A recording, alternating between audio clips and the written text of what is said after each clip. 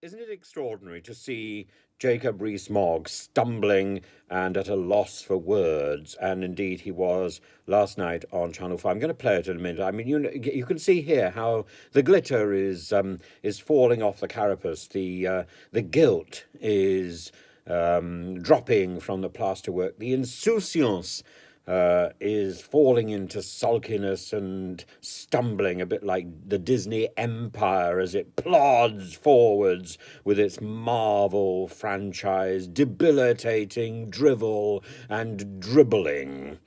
And frankly, you just want to switch off, don't you? Oh, please don't switch off. Listen to the nonsense of what Rees-Mogg is saying. Go on. Listen. I'm going to play most of it now. I'll interrupt a bit. The Privileges Committee process is it's based on the Sue Gray report, and the Sue Gray report is now discredited because Sue Gray herself has gone off to the Labour Party, or is going off to the Labour Party, and she appointed a lawyer who advised her on whether the rules were broken or not, advised on what the rules meant, tweeted aggressively against Boris Johnson in the past. So I think that report This is Daniel Stillitz, QC, now KC. Report that came out on all that went on in Downing Street, so I don't know where else they've got it from. Harriet Harman, who is chairing that committee, herself tweeted against Boris Johnson, so she should have recused herself before the Privileges Committee began its And from work. here on, the stumbling begins, But where and it did the just gets Metropolitan worse Police get and its worse information and from? worse. The Sue Gray report. It all goes back to the Sue Gray report. To try and pretend it doesn't is terminological inexactitude. Sounds like you have contempt for the Privileges Committee. Well, I wouldn't have that, because that would be a contempt of Parliament, but I think the chairman should never have accepted the appointment after she had tweeted against Boris Johnson. The committee is, of course, a Conservative majority, and Harriet Harman has the confidence of your Conservative colleagues.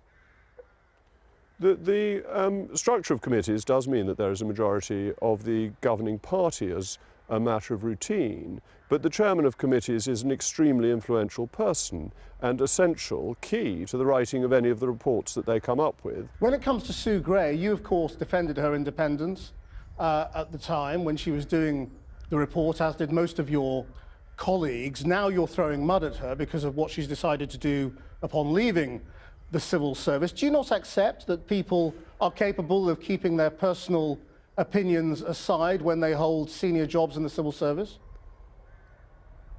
I think Sue Gray's decision is deeply regrettable because it undermines the whole basis of an independent civil service. That I thought she was independent, that now turns out to be wrong. And the issue really here is her level of seniority, the information that she will have had. She needs to remain outside party politics. That more junior people have gone into politics, and that's fair enough. But she's somebody of exceptional seniority who has now decided to go with all her secrets to the Labour Party. But can you address my question, which is, do you not accept that, of course, individuals always have personal views on things, but it is the job of senior civil servants to be impartial, to put their personal views aside, and that is what they do? Unfortunately, I think this case brings that into question, that some people may or may not be able to do that, but that going from such a senior role to being the key advisor to the leader of the opposition, with all the government secrets that you will have, bear in mind she was in charge of ethics for the government. She will have known ministers' most personal details. It seems to me that she is not the right person to be going into a party political role. The Privileges Committee report says the evidence strongly suggests that breaches of guidance would have been obvious to Mr. Johnson. If that is upheld after they've interviewed him, he's finished, isn't he? Well, I'm surprised that the Privileges Committee wishes to judge the matter before it's seen the former Prime Minister. That seems an odd way to behave and raises further questions about its chairman.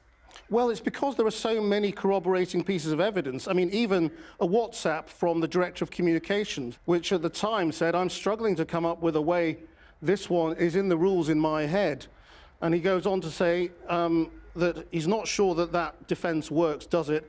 Also blows another great gaping hole in the PM's accounts, doesn't it? I mean, that was his own Director of Communications. The question is, what did the Prime Minister know at the time? What did he see at the time? And what did the rules require? You see, once people were at work, there wasn't a rule that says when you were at work you couldn't eat cake. The rules didn't go into that level of detail. Right, but if the Privileges Committee find that Boris Johnson misled the House, should he step down as an MP? I mean, you already said he can't come back as Prime Minister. Of course he shouldn't. We'll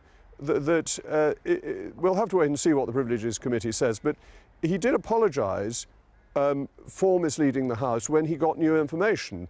He inadvertently misled the House. He had been assured that the rules had been followed, and I think that is the case. I think it'd be ridiculous for him to step down. What if they find that he was in contempt of Parliament? Would he have to step down as an MP in that case? Well, I think that would be a bizarre finding, but we'll have to wait and see what they find. But if it was found, I mean, it's the most serious charge. You know, I mean, it's inconceivable. It would be a bizarre. It would be a bizarre. Yeah. It would be a bizarre finding for them. But he has a mandate from the people of Uxbridge. Actually, he had a mandate from the people of the United Kingdom.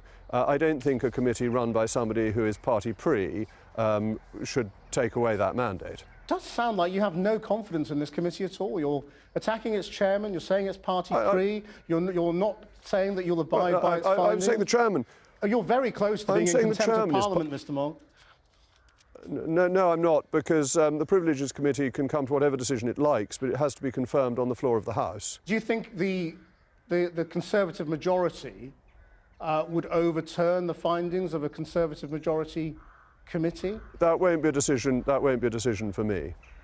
Right, but how would you vote? Well, I've got to see what the report says. So you wouldn't, as a matter of course, just accept the findings? This just gets worse and worse, doesn't it? That's not the job of an MP. A job of an MP is always to consider what is in front of him, not just to go along with the crowd. Jacob Rees-Mogg, thank you very much.